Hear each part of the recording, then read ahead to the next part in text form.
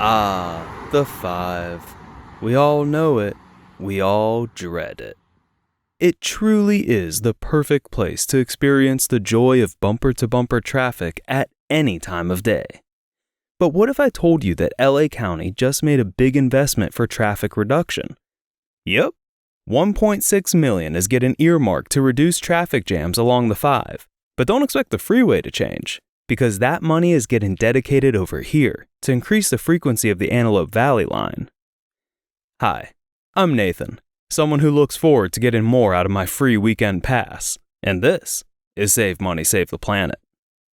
I recently rode this line several times in order to grab these pictures, which show just how empty it can feel.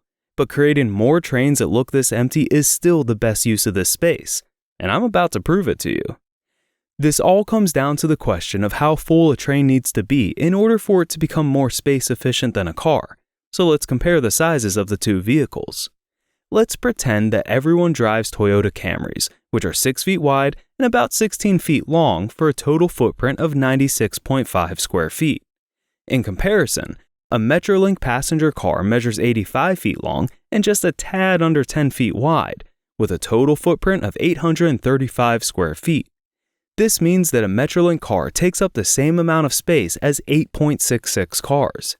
Since Metrolink trains are typically made up of 4 passenger cars and 1 locomotive, one train ends up needing the same space as 43.3 cars.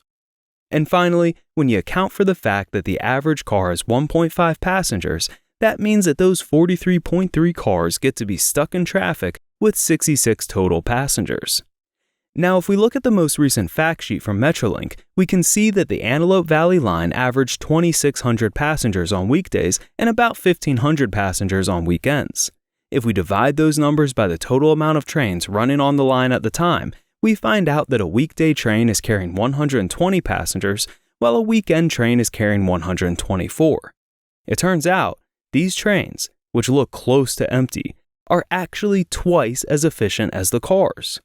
Rerunning these figures with the new info reveals that, while weekend service nearly reaches the threshold exactly, weekday service is still above the mark, making it more efficient than vehicles.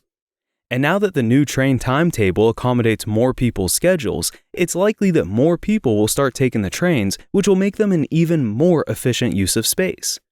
For example, I've wanted to take the trains at Glendale or Santa Clarita on the weekends for a long time, but I avoided it since I would end up in a situation where I'm ready to go home, but I have to wait hours for the next train.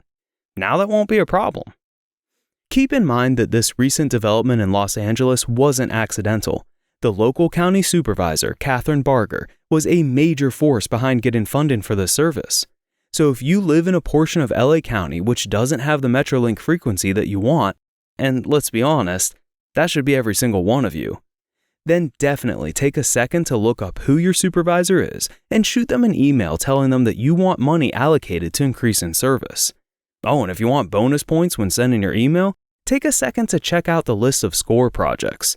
These are projects already identified which Metrolink needs to complete in order to get closer to offering 30-minute train frequencies. If you happen to see one on there that affects your train line, then feel free to let your supervisor know that you also support that project and want to see it completed as quickly as possible. And better yet, fire one off to your local rep with all the same details. Your voice can make a difference, and you can be an agent of change in your community.